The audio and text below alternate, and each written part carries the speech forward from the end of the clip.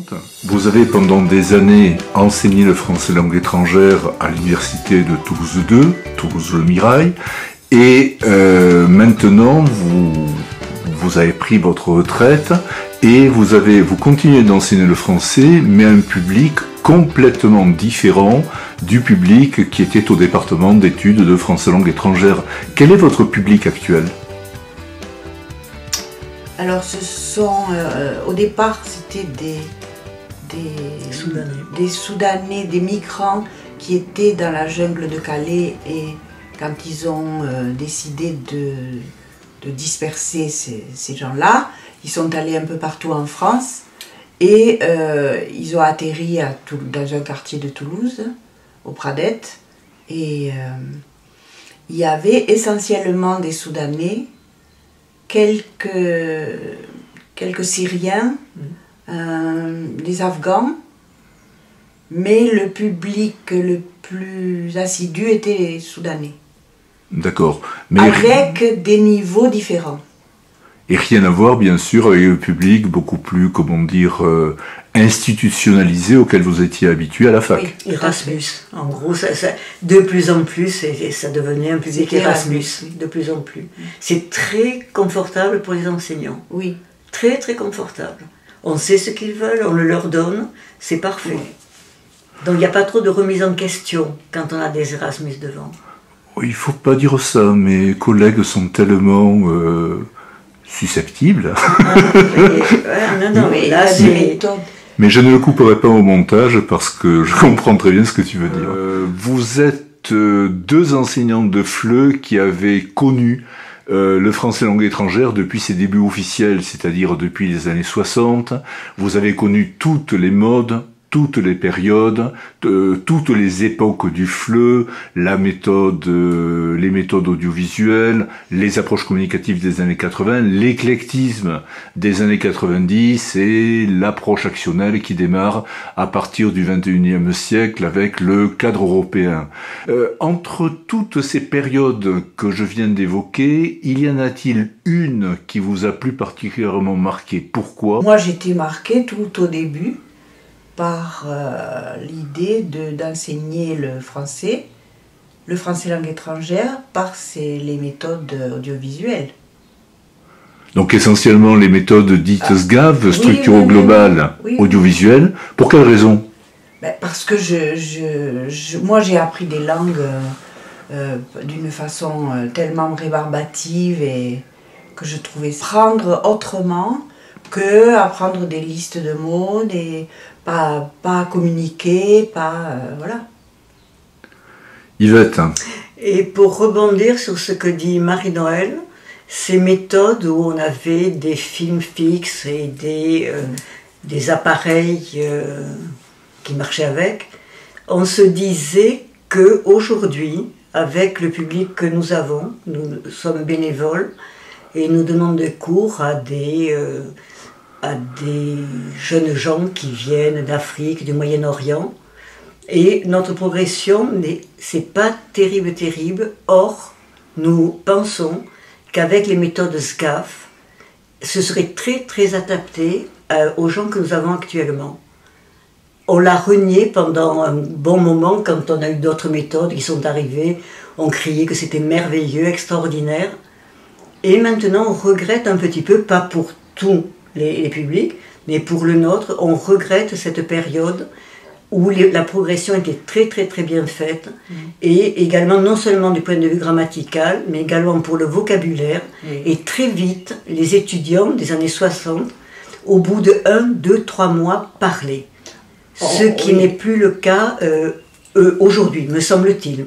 Oui, on voyait le résultat très vite. C'était gratifiant parce que on se disait, bon, mais on fait du travail qui paie, Quand vous évoquez ces méthodes audiovisuelles, n'y a-t-il pas de votre part un peu de nostalgie dans la mesure où vous savez que les adversaires des méthodes audiovisuelles, et notamment des méthodes SGAV à partir des années 80, leur ont reproché leur rigorisme, leur dogmatisme, d'être trop inféodés à la linguistique structuraliste, etc.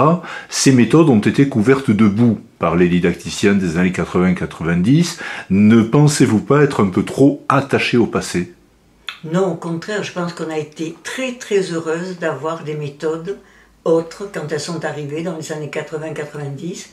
Il y avait pléthore et on piochait dans toutes ces méthodes avec un bonheur immense. Oui. Immense. C'était pour nous, c'était de l'oxygène, c'était terminé ce truc, c'est le film, c'était terminé tout ça.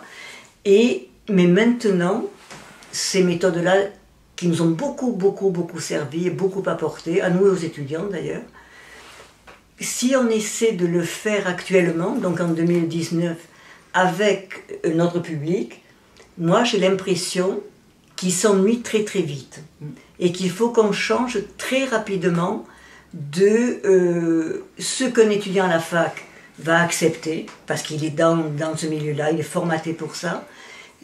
Ce qu'on a maintenant, il faudrait changer très rapidement d'activité, comme pour les petits-enfants, mais rapidement. C'est un quart d'heure, 20 minutes, une activité, et qui est de l'écrit, qui est de l'oral, qui est de la lecture, mais dans la progression, en faisant ça, comme c'est un public qui ne vient pas, qui peut être absent, qui vient, qui ne vient pas, on ne voit pas de progression réelle et on voit nous avons des garçons et des filles qui viennent depuis des mois et on se rend compte qu'on peut faire les mêmes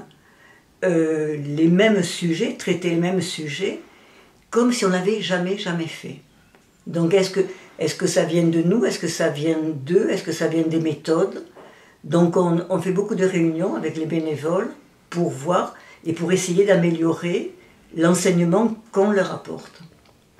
Il y a effectivement énormément de méthodes sur le marché. Actuellement, les éditeurs sont des sortes de machines à cash dont l'objectif c'est de sortir plusieurs méthodes par an et à la limite, même certaines méthodes sont complètement anonymisées, c'est-à-dire que bon, elles ont marché pendant un an, elles sont remplacées par quelque chose d'autre et on les oublie, alors que les méthodes des années 60, 70, 80, il y a un certain nombre de méthodes mythiques dont on a tous un souvenir aujourd'hui, assez ému. C'était une méthode qui marchait bien, qui donnait de bons résultats, à condition bien sûr que les profs soient formés à leur utilisation.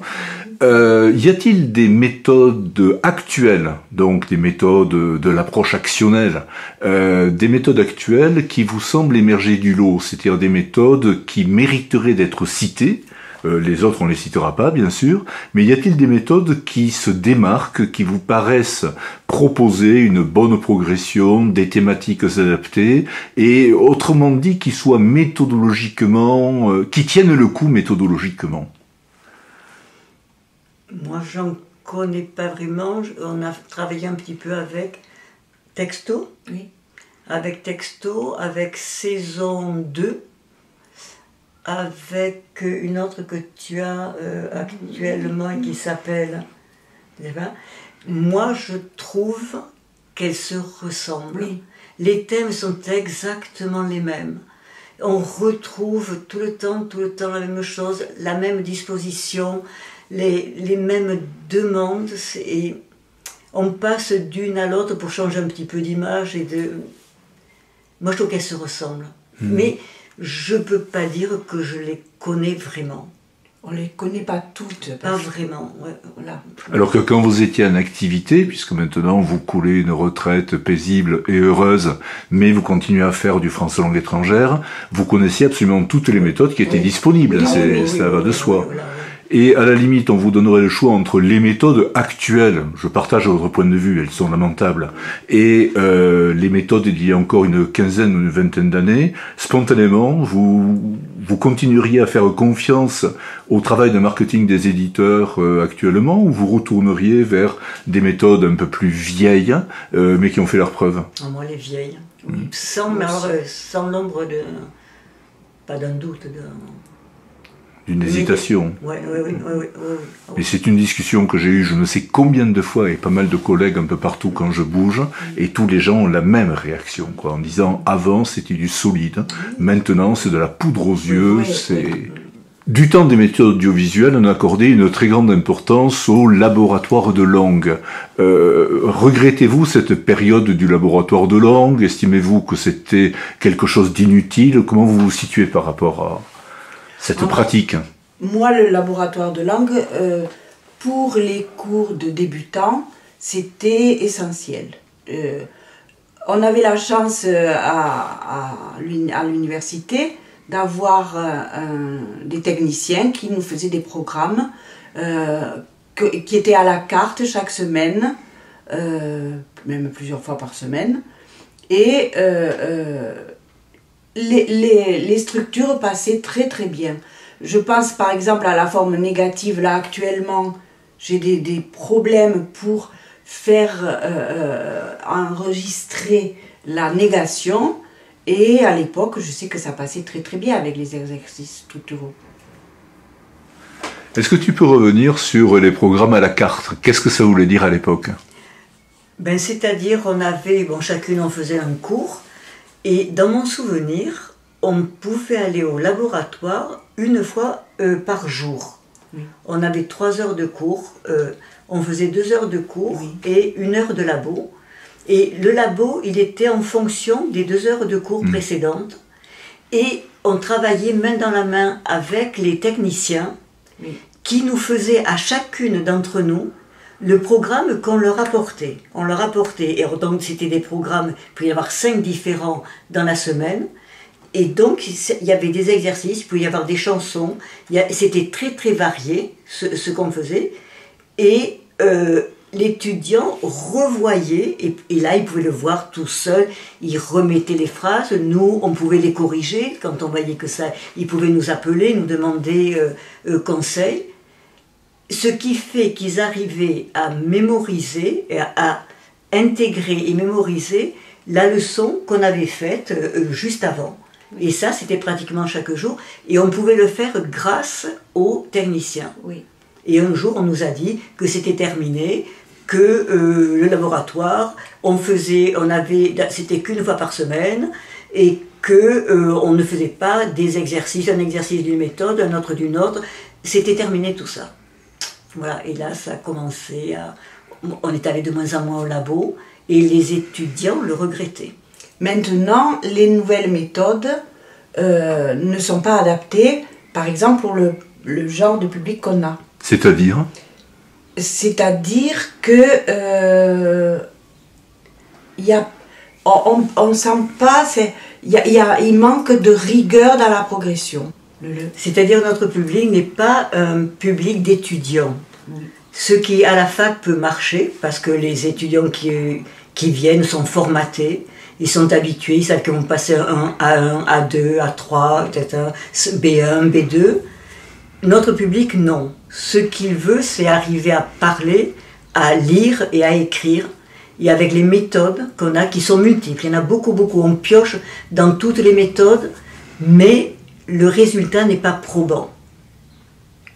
Est-ce que vous pensez, donc, première question que je souhaite poser, tu dis le résultat n'est pas probant, mais n'est-ce pas dû par exemple à votre manque de formation vis-à-vis des méthodes actuelles? La question est totalement polémique, je tiens à le dire, puisque vous avez quand même une expérience de FLE d'une 40aine d'années, soyons clairs là-dessus.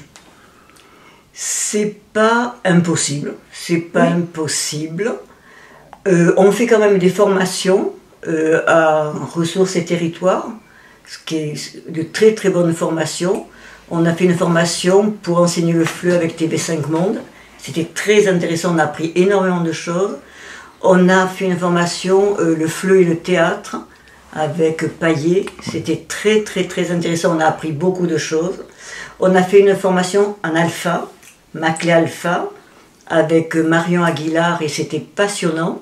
Et on essaie de le mettre en pratique, donc c'est vraiment très très récent, c'est maintenant, c'est le côté, il y a un côté ludique, où on bouge, il y a la gestuelle, il y a le corps, et je pense qu'on s'adapte très très bien à ça, et c'est vrai, le public, j'aime de dire public, mais enfin, le public qu'on a, quand on lui fait ce genre de cours, c'est vrai, est très très réceptif.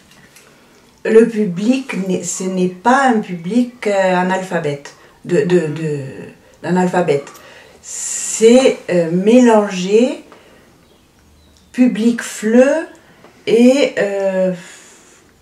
pour certains, illettrisme. Et c'est un public qui capte donc l'ensemble des procédures pédagogiques proposées, notamment par les formateurs que vous venez d'évoquer. Oui, oui. Ce qui est amusant dans la façon dont on a débuté cet entretien, c'est que vous faites une sorte de grand écart. C'est-à-dire vous avez démarré par les méthodes structuro-globales audiovisuelles des années 60-70, les ensembles pédagogiques tels que De Vive Voix, Vif, voire même Archipel, début années 80, mais des méthodes qui obéissent à une méthodologie extrêmement précise, extrêmement éprouvée, et vous évoquez les méthodes actuelles, ou du moins quelques principes pédagogiques actuels, dont il n'est pas toujours certain qu'ils aient été expérimentés à l'épreuve des classes. Ça, c'est l'un des grands déficits de la didactique du FLE actuel. Avez-vous noté une quelconque évolution dans les pratiques de classe, comme dans les manuels d'ailleurs? Oui, enfin, moi je pense dans le...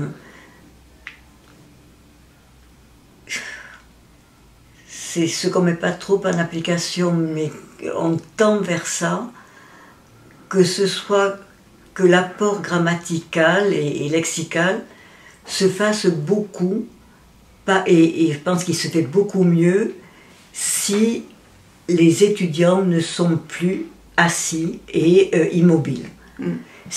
On s'est rendu compte dernièrement, en les faisant bouger, changer dans la salle, se mettre d'une manière différente, leurs yeux sont différents, ils nous regardent d'une manière différente et on a l'impression qu'ils assimilent beaucoup mieux. Et là, je pense qu'on va continuer dans ce sens-là, et les nouvelles formations nous aident, d'ailleurs, dans ce sens.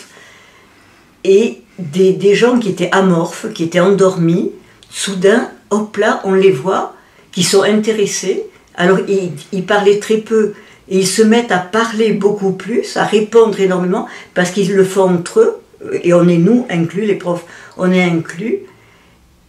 Et on a l'impression, au cours suivant, ils disent oui, mais ça, on l'a vu la dernière fois, on a l'impression que ça s'imprime beaucoup mieux. Donc, par la gestuelle, par le corps, par le jeu, mais que ça ne reste pas comme ça. Vraiment, que ce soit intégré dans le cours.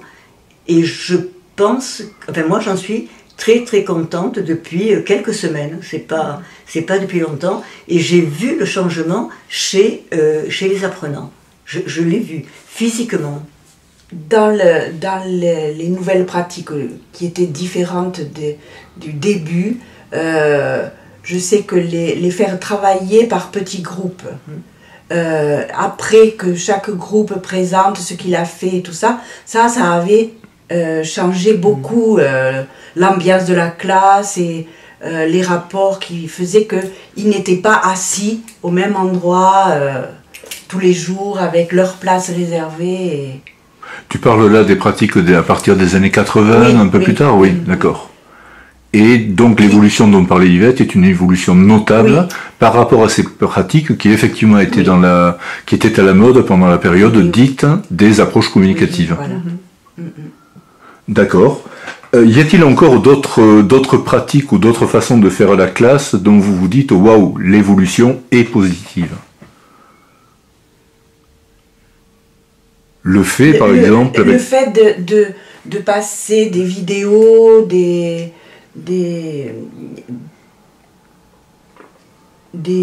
films, de passer un film et puis de discuter sur le film ou sur une émission de télévision, ça a été aussi un changement. Oui, énorme. Énorme changement. Mais là, tu les années évoques 90, toujours voilà, les années 80, Voilà. 90. Oui, oui. Mais alors, est-ce que actuellement, dans la période dite de l'approche actionnelle, grosso modo, allez hop, on va la dater de 2001 avec l'apparition du fameux cadre européen, etc. Est-ce que vous notez quand même encore aujourd'hui des manques dans les méthodes actuellement disponibles sur le marché? C'est-à-dire qu'en tant que prof, qu'est-ce qui vous manquerait vraiment dans ces méthodes? Moi, la phonétique.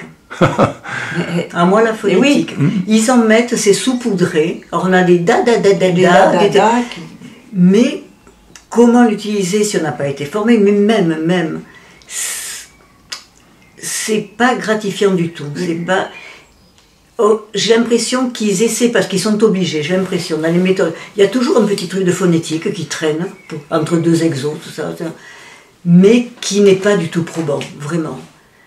Et là, alors, je ne sais pas comment, nous on ne sait pas trop comment entrer, on fait du coup par coup, Oui.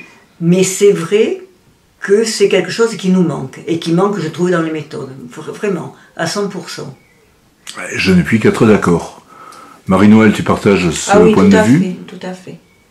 Tout à fait. Et- Oui, vas-y. À la fac, quand tu venais dans les classes, c'était vraiment quelque chose d'extraordinaire. Parce que certains étudiants qui n'arrivaient pas à prononcer les sons et tout ça, mais c'était pas institutionnalisé. Des mots difficiles. Plus de 3 syllabes, on ne déconne pas. Attention. Heureusement, à part la Ce qui- phonétique. Non, ça nous manque vraiment. Oui. Ça, enfin, nous manque, il n'y a pas qu'à nous, en fait, je pense. Qu'est-ce qui pourrait manquer? Au niveau des rapports, je sais pas, le fameux passage à l'écrit, les exercices. Est-ce que vous estimez, par exemple, que les exercices portant sur l'écrit sont présentés d'une manière assez exhaustive, avec pas mal d'angles d'attaque? Ou y a-t-il là aussi une présentation un peu canonique qu'on aimerait voir évoluer? Moi, je trouve qu'il y a des choses pas mal qu'on peut bien utiliser pour le passage à l'écrit. Je trouve que c'est assez diversifié. On parle des méthodes. Oui, des méthodes, Parce que, oui. pour le passage à l'écrit, on introduit aussi des documents extérieurs, des journaux, des... Oui, oui. On fait encore avec du matériel, comment on appelle ça? Les documents authentiques. On fait encore. À une époque, il a fallu dire les documents sociaux, d'accord, mais on va Oui, toujours oui. parler de documents authentiques, n'est-ce pas? Voilà. Oui. Mais autant c'était pesant peut-être à une époque, on n'avait pas de méthode et on n'arrêtait pas de découper, de coller tout ça, nos documents pour les présenter. Donc on était très heureux quand les méthodes sont arrivées, les premières dans les années 80-90. On s'est dit waouh, enfin, des gens ont fait le travail que nous on faisait tout le temps. Maintenant on continue à avoir des documents authentiques parce que apparemment ça marche bien. Dans tous les journaux qui sont gratuits, on prend des trucs, nous sur Toulouse, tout ça, on a des petits reportages très courts et qui sont très très riches, ça c'est très bien. Pour l'écrit, alors si on prend l'écrit très... Je pense qu'il y a pas mal d'exercices qui sont faits, est-ce que c'est suffisant? Est-ce qu'on peut aborder d'une certaine autre manière l'écrit? Je ne sais pas. Je ne sais pas, qu'est-ce que tu en penses? Il y a ce que je voudrais dire, c'est quand tu dis sur Toulouse, je crois que les méthodes c'est très Paris. Oui. Donc c'est vrai que on ressent le besoin de l'adapter à Toulouse, aux préoccupations de la ville, de l'environnement d'ici. La région, quoi. De la région. Bien sûr. Mais c'est effectivement une remarque qui est faite par beaucoup d'auteurs ou par beaucoup de profs non parisiens. C'est évident. Et y a-t-il également dans les méthodes actuelles des thèmes qui vous paraissent manquer? Par exemple, d'un point de vue culturel, y a-t-il vraiment des thèmes que le FLE gagnerait à aborder d'une manière plus explicite, plus frontale? Non, moi là non plus, je ne sais pas trop. Si on prend les étudiants à la fac et qui sont en majorité européens ou américains du nord, du sud, On peut leur parler de théâtre, de cinéma, de musique, et ça parle à tout le monde. Ça parle à tout le monde. Les apprenants que nous avons, hein, on est là, culturellement, c'est terriblement coupé. On peut faire référence à très très peu de choses. Les joueurs de foot, il n'y a aucun problème. Ça marche très très très bien. Ce qui marche, c'est les chanteurs de rap, que nous on ne connaît pas, mais c'est eux qui nous les font connaître. Donc ça marche très très bien. Mais dans les méthodes, qu'est-ce qu'on a? Des trucs très culturels. Oui. Et alors pour eux, ça ne marche pas une seconde. Là, que ce soit Brigitte Bardot ou des acteurs de maintenant, enfin vraiment, j'ai jamais entendu parler, puis ça ne les intéresse pas vraiment. Pour la chanson, c'est pareil. Alors je ne sais pas, ces méthodes-là, qu'est-ce qui pourrait manquer? Bon, ça fait un moment qu'on ne fait que les débutants et faux débutants. Donc on a toujours l'alimentation et toujours le même thème, on en pleure de désespoir. Et qu'est-ce qui manquerait? Il y a beaucoup de choses qui sont abordées quand même, il me semble. Qui étaient plus abordées dans les manuels des années 80-90. C'était beaucoup plus culturel que maintenant, il me semble. Parce que les chansons, on ne peut plus faire Brel et tout ça. Et Jean Ferrat, tout ça, bon, ça c'est terminé. On passe au rap. On passe tout de suite au rap. Bon. Mais il y a de très bonnes chansons. Oui. Puis eux, ils aiment. Donc on parle de ce qu'ils aiment aussi. Bon, vous avez une expérience de l'enseignement du FLE qui est gigantesque, puis finalement vous avez enseigné avec toutes les méthodes, à tous les niveaux, et forte justement de cette expérience, quel est le conseil ou 2 ou 3 conseils que vous donneriez pour les jeunes profs de FLE, qui sont des gens par exemple qui terminent leur master actuellement, qui sont pleins de formidables bonnes volontés, qui y croient, qui ont la niaque, qui ont envie de s'investir, comme nous on l'a tous été au départ. Et maintenant, qu'est-ce que vous leur diriez à ces petits jeunes en 2019? Peut-être d'aller, donc de faire, quand ils font des stages, d'aller dans des classes de FLE. Mais vraiment, et ne pas rester sur la théorie, rapidement d'aller dans des classes de FLE, à la fac, puisqu'ils ont un département où ils peuvent aller à tous les niveaux, dans les classes de FLE, mais ne pas s'en tenir à ces classes-là, aller voir un petit peu ailleurs. Dans ce qui se fait, il y a beaucoup de cours donnés par des bénévoles dans Toulouse, il y en a énormément. Dans des associations où le public est ce public mixte qu'on dit FLE, pas Erasmus mais FLE, et analphabète, pas analphabète mais illettré léger. Et pour lequel les étudiants de FLE ne sont pas spécifiquement formés, c'est une évidence. Et de s'intéresser peut-être à l'alphabétisation également. On a fait une formation et c'était une ouverture extraordinaire. Maintenant, à notre âge en plus, on se dit oh, waouh, il y a énormément de choses à faire.